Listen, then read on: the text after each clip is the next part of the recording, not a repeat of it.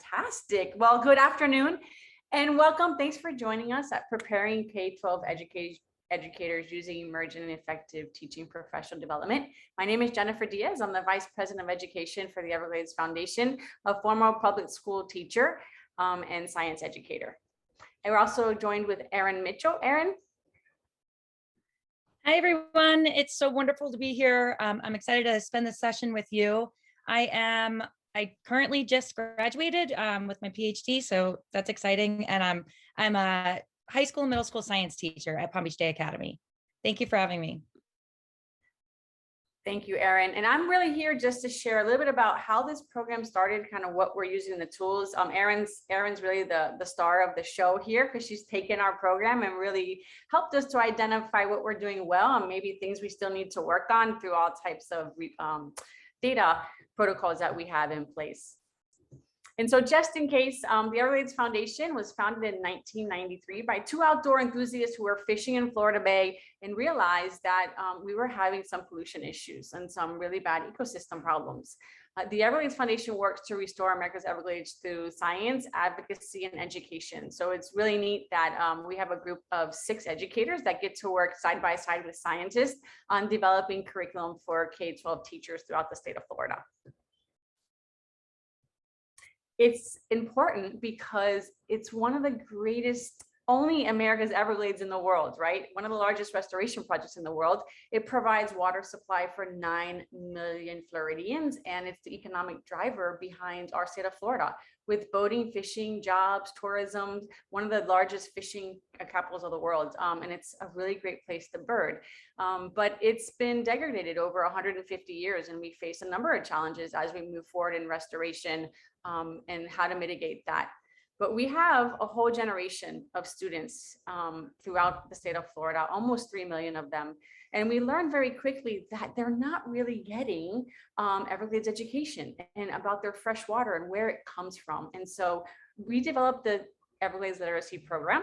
And it really is to steward the next generation, to know all about this ecosystem, to love it, to understand it, but to protect it into perpetuity. And so it was really designed for students and teachers, but mostly our fan base is our teachers. That's really who we cater to because that's what builds capacity. And now we're just starting to get those student programs launched over the last couple of years. It really gives teachers the knowledge to teach and move forward in educating current and future generations.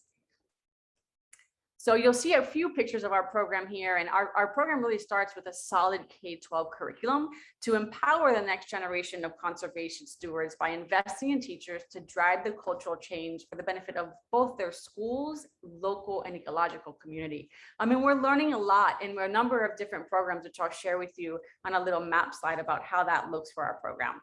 This program was designed in 2014 through a partnership with Florida Atlantic University's Pine Jog Environmental Education Center.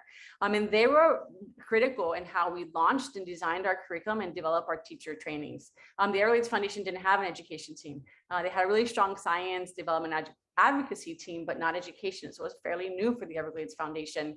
Today, we're at 16 members. We're working through 24 Florida counties, trained over 4,000 teachers, and we're impacting approximately 150,000 students annually.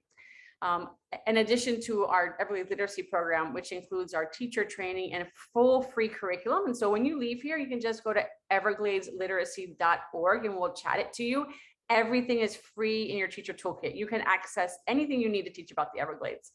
We also have what's called an Everglades Champion School. So teachers were really excited about this curriculum and a teacher training. And they're like, we want to do more. What more can we do? And so we designed this program very similar to Green Schools, but really focused on your local backyard communities and Everglades information, how to restore it, how to protect it, and how to love it.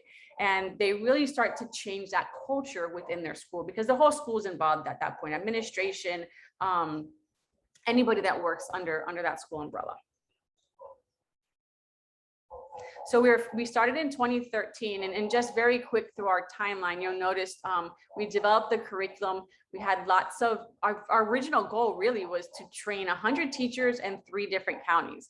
You'll notice on our impact map that we're now in 24 counties and training. We've trained between 900 and 1,000 teachers a year. And within that training has lots of resources. And so we provide the curriculum and all the materials they need to educate their students about the Everglades. And as you can imagine, that my part is to make sure that we can fundraise and make sure that we can continue at this level of support and provide all these resources.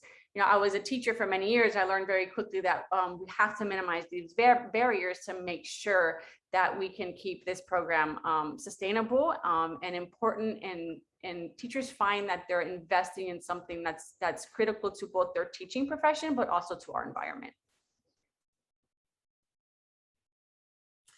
And I'm going to hand it off to Erin here, who's going to just break it down a little bit. And I will share with you, as from 2014 to today, we used a lot of the research that was out there, and we had the pre and post tests, we had pre and post workshop surveys, and we had a survey after implementation to gauge student engagement, the effectiveness of the curriculum, how aligned to the standards it was, because that's something in Florida that's really important to our teachers, and they need to teach through the standards.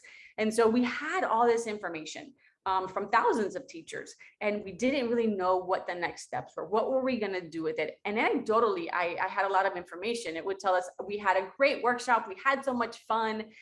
It was the most engaging, hands-on STEM, and we were hearing all the things we wanted to hear, but we really hadn't dove into all that paperwork that we had sitting in a drawer. And so Erin was the champion who says, you know what, I'm going to take all that paperwork and I'm going to do my dissertation on it. And we were really excited both for our program, but for Erin as well. And so I'm going to hand it off to Erin so she can share with you kind of what she learned and a little bit more about our program. Hi, thank you so much, Jen. I'm just going to piggyback off of that. You know, at the time that I was getting my degree and figuring out what I wanted to focus on, I mean, I went from school gardens to, you know, it was definitely going to be environmental education based.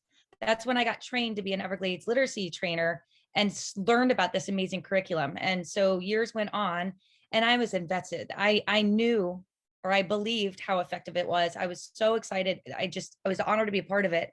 And I was like, why am I not digging deeper? So instead of just believing it and what I saw from my perspective, I was so excited to have the opportunity to collect data and look at it from a researcher's standpoint. And I'm going to share some of my my design and my results. Next slide, please. Thank you. So we all know environmental education, it is important. It's effective. Research to show that, our experiences show that, you know, it's got a multitude of benefits, yet it's not widely implemented in our K-12 classrooms.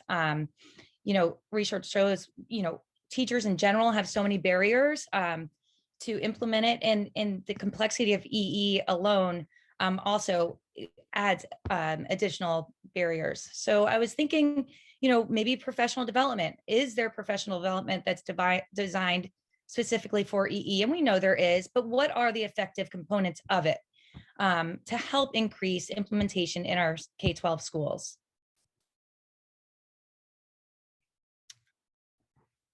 So we needed, the more I dug into it, the more I realized there is a gap in the research about effective EEPD. There's a gap in understanding teacher benefits of attending this PD and how they actually implement it. You know, I know we all get excited going to workshops and you leave there so motivated, and then oftentimes, I know I'm guilty of it, I end up putting it in a drawer or not really utilizing it the way I could. So I wanted to really see what was happening there.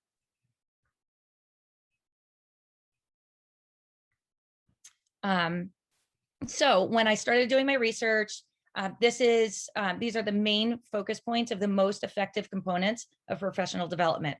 A lot of this, you know, we know. A constructivist approach to environmental education is essential.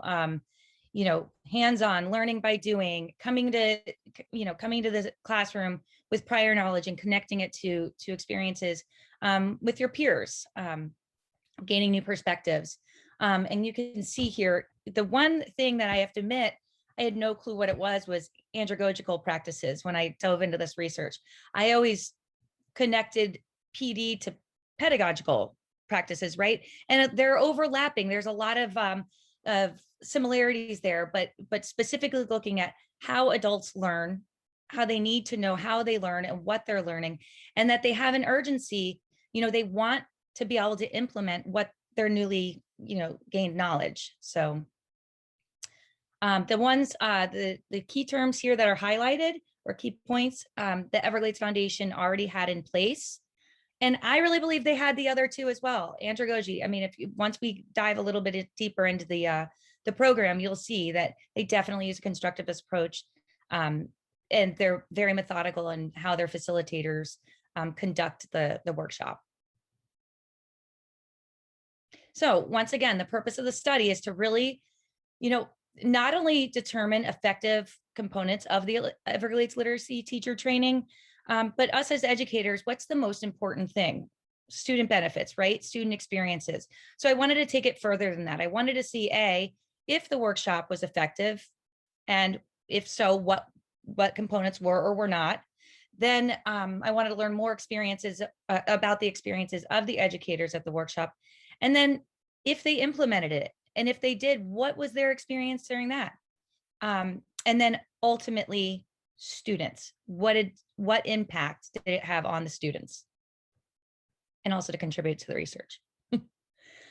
Okay, we're gonna break down research questions number 1 and 2, but this kind of just reiterates and shows that same kind of design that I just explained, going from the workshop, question number 1, the effectiveness, and then number 2, what are the experiences of the teachers? And I wanted to break that down a little bit further because in the research, content knowledge, especially in environmental education, since you need to know about so many different disciplines, did increase content knowledge. Did they increase content knowledge? And that's often, linked directly with self-efficacy, which in turn, most likely will then, enable them to feel comfortable to then implement the newly learned content and curriculum. And then I wanted to leave it open as well. What other experiences, something, that maybe research didn't show or it did, or, just to kind of just collect all that and then compare it. And then research questions 3 and 4 are specifically for the implementation piece. We're not going to break that down, but I will at the end summarize everything and we'll go into that a little bit. And that's just for time's sake. So my study was a case study, mixed methods, where I collected both quantitative and qualitative data separately and then merged them in order to build the case. And in this case, it was the K5, sorry, I might have been saying K12. I focused on just K5 educators and their perspectives, their experiences. And this was great because, as Jen said, they had so much data already. And then, so I wanted to go ahead and put that to use and connect it to some other pieces. So once again, this is now introducing the quantitative sources. So the Everglades Foundation, they have a pre and post test for every workshop immediately before and after. And then they also have a post workshop survey, which we'll look at a little bit more. Those are some quantitative pieces. Then the qualitative pieces, I did 2 observations. I conducted 3 different focus groups and I conducted 10 different interviews, which once again, we'll get into that. And then the post-workshop survey also had another qualitative component to it. So you'll just see here, just how I broke it down.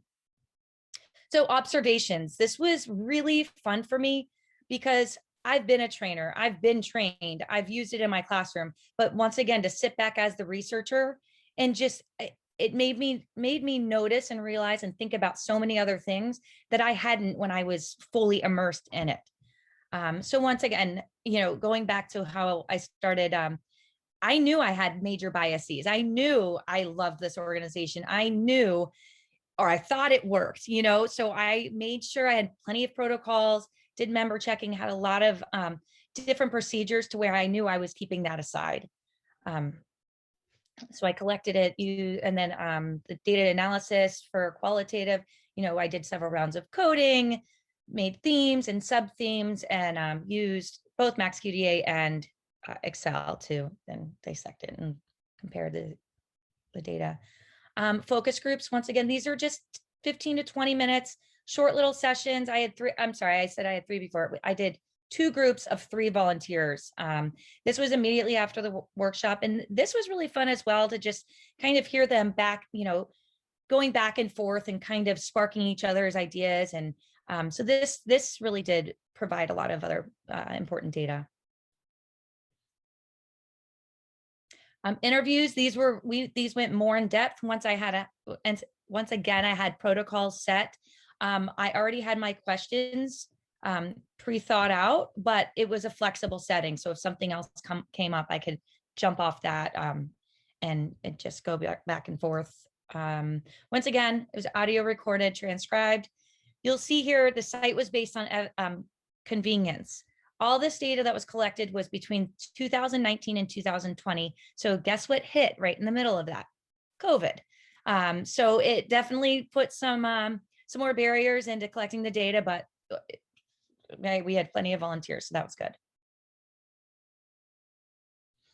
Okay, what did we find? That we're going to jump into that now. And this is just showing you which data sources that I was able to collect for this question specifically. So I used the post-workshop survey, observations, focus groups, and interviews. So once again, lots of data to be used or collected. So this is even more exciting, right? It's almost like this is too good to be true. And I swear it's legit. Everything was in the excellent range. And this was directly the questions on the survey. So you can see, I mean, the organization of the workshop, approach of the facilitators, and I'll get into that a little bit later because that came out as to be really, really talked about and reported about is the facilitators and how friendly they were, how helpful they were, how supportive, how flexible. I mean, I could go on. Their lessons, interdisciplinary, the overall training, hands-on approach. So once again, you can see that this clearly connects to the effective components of the research. And this is the same data, just organized. It's kind of hard to read. It's a little small, but I mean, overall, I would rate this workshop as 4.99. I mean, that's pretty impressive and significant findings. Sorry, I keep saying this is fun for me, but it really was. I could have added so many more quotes. These were directly from interviews or focus groups. These are the big takeaways. Effective workshop design, yes. Experience of the facilitators. I already touched on that a little bit, but there are 2 team. It's a team of 2 for each training, and it was great to just they supported each other and they got to really hear and know the participants. It was just they really made a connection in such a short amount of time. There again, there's that authentic constructivist andragogy. To where these facilitators were implementing, they created this sense of, hey, I feel, for the teachers to feel confident and be able to, feel confident to implement everything that they received. The Everglades Literacy Teacher Toolkit. Jen spoke a little bit about this, but once again, this is all free. It's standards aligned. It's interactive. Best practices, pedagogical practices are incorporated. There's 3 lessons per grade level. Everything can be found on their website. It's so easy to navigate. So background knowledge is included. If there's any videos that you need, the links are right there. I mean, it's seriously ready to go. And then to back that, since it is such a hands-on heavy, program, the teachers get all the resources for their grade level to use. However, and then, which we'll get into later, a lot of educators, including myself, since the lessons are so adaptable to either bring up a level or down a level, they can even request resources from other grade levels. So there we go. There's a lot of barriers that are checked, boxes that are checked that oftentimes teachers don't implement because of the time it takes to look for these things or prepare, or the money it costs to buy these hands-on resources. So the teachers were really excited. As we all know, teachers are excited to get things. So once again, engaging, interactive, hands-on, all of these things that once again, we can connect back to the research. that support piece was a huge deal. Okay, so going into learning more about teacher experiences, this breaks it down. It's a little hard to read as well.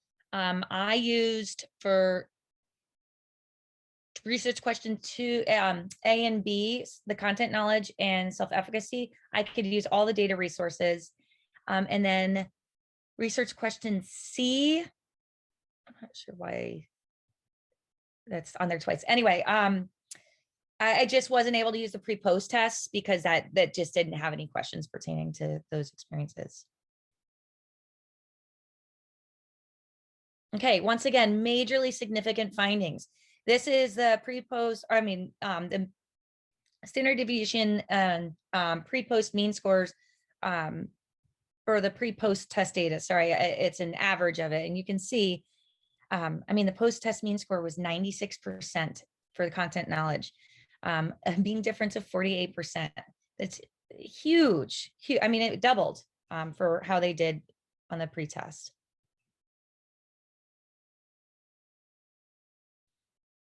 And then this, I broke down each research question just to see if I could dive a little deeper into maybe what was hit most or what was learned.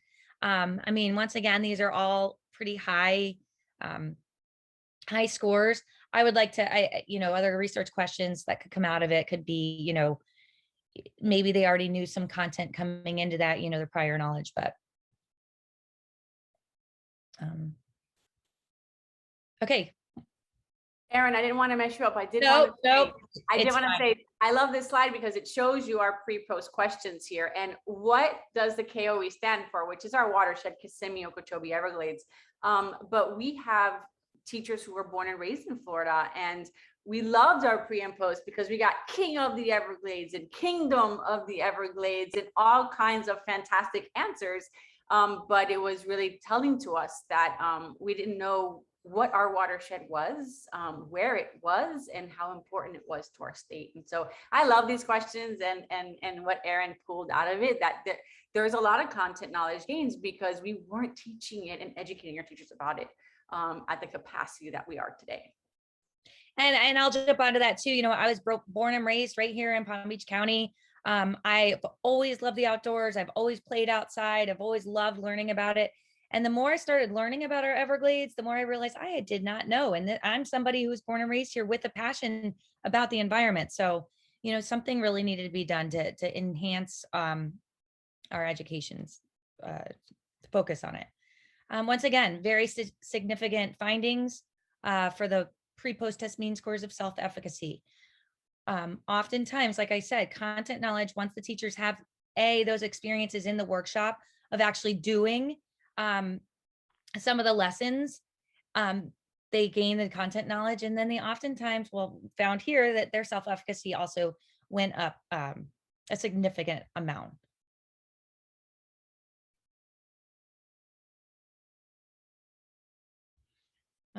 Okay, so this is 2C.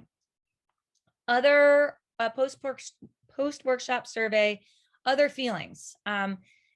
I could take this from the post-workshop survey. This is directly, the questions that they asked. So awareness, you see there, about issues Everglades is facing, a better understanding about restoration efforts, a better understanding about our interdependence with the Everglades. And while this is focusing on the Everglades, I know this is a national, conference. I'm sure you're thinking, oh my gosh, you have these similar issues in your local areas. So you can see how important it is that we're working on all of these things. I feel I can make a positive impact on our environment in the Everglades. I feel it's important. And I have a better understanding of what my students will expect. So once again, these are such important, pieces for our students to get this through education that our teachers can then be prepared to bring to the classroom. Once again, this was so fun to pull and really analyze and figure out the key components. I'm going to connect it right back to the research. Increase content knowledge and self-efficacy, right? I already reported on that, but what else? So increased awareness. And remember, this is not only from those post-workshop survey questions, the other experiences, it was also my observations, interviews, and focus groups that added to these other experiences. So increased awareness, ready to take action. And, you know, the interviews revealed how much the teachers already did start taking action after attending this one workshop. So we'll get into that later, not too much later, we're running out of time.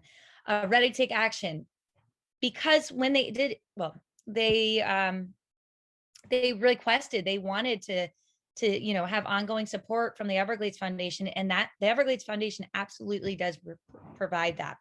And the teachers, who I interviewed reported that it's been so helpful. Overcoming barriers to attend the workshop, it's free. It's very flexible. The timing, they offer it several times throughout the year. And then also I just added this, the participants had a couple different requests, like, the time of the year maybe wasn't the best for them. Yet that was also conflicting. Some teachers thought it was the best in the beginning. Some thought it was the best at the end. Once again, these are just, kind of workshop design issues that what is really, teachers are burnt out at the end of the year. Well, anyway, some other requests were just like maybe Spanish editions and whatnot. So I reported that out of the foundation, and they're working on those.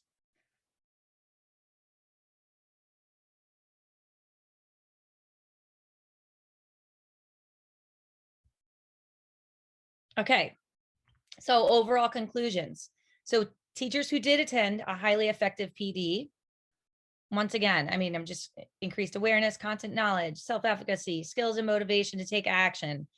And then now this is really fun too, to get into for the teachers who implemented at least one lesson. They found that they were easy, fun, and that's a key component, right? For teachers and students. If something's really boring, they're not going to be as likely to continue to implement it. But not only is it fun, it has to be effective, right? And we're going to get into the student benefits as well. Continue to dive deeper. And yes, thank you, Jen. So this is, I don't know if can you guys see this okay? It's kind of hard for me to see, but I know what it is. So once again, it's that continuum that I talked about earlier. First, looking at the effective components, and you'll see those on the top, that went into the creation and implementation of the workshop. Then looking at the research that I already shared with you about the teacher benefits. So it was fun, collaborative, all those key points. Immediate relevance and impact. So they knew, wow, I need to do something. And they also felt like they could because they had the resources and tools and knowledge and self-efficacy to then implement. So with the implementation, this was so fun. So the teachers had very positive experiences and motivation to then even expand the 3 lessons for their grade level.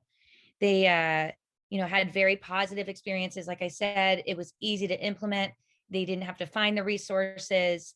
And because this was they had such a positive and effective impacts, they wanted to go deeper.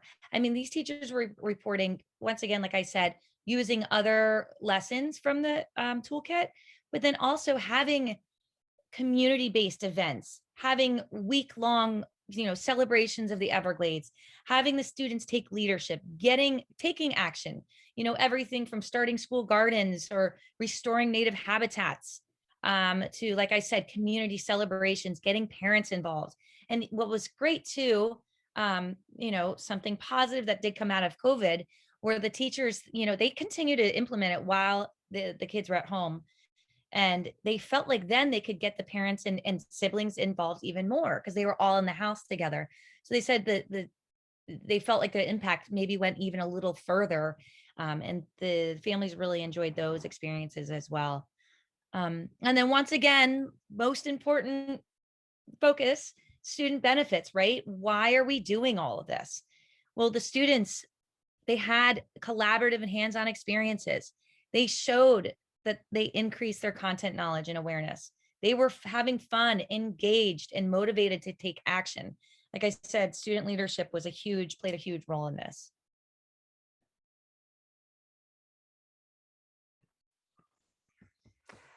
Thank you, Erin, for the incredible work you did to take all of our papers that were shoved in drawers and to, really start talking about what that looks like for our program. We've invested a lot of time, financial resources to really build this stewardship. We look at this education program for the Everglades Foundation as a grassroots efforts, right? That we have tons of students throughout our state falling in love with their environment and their watershed. We are happy to answer. We have a few more slides, but answer any questions. We hope that you can get online and use our resources across other watersheds, and maybe it helps, or maybe you already are doing something that works really well that we might need to consider. And this is part of presenting at NAAE, so we can learn from other people as well about what we're doing well and what we still need to start considering. This program is fully inclusive, and so it's for formal and informal, but our staff even has some office hours for teachers. And so there's a lot of capacity that goes into it to really get it to work at the beginning of the program. And just to reiterate, the multiple components are: we offer teacher professional development. That's a 6.5-hour hands-on training that we do at school site or virtually. We have free curriculum and materials, one-on-one support, and a statewide recognition program.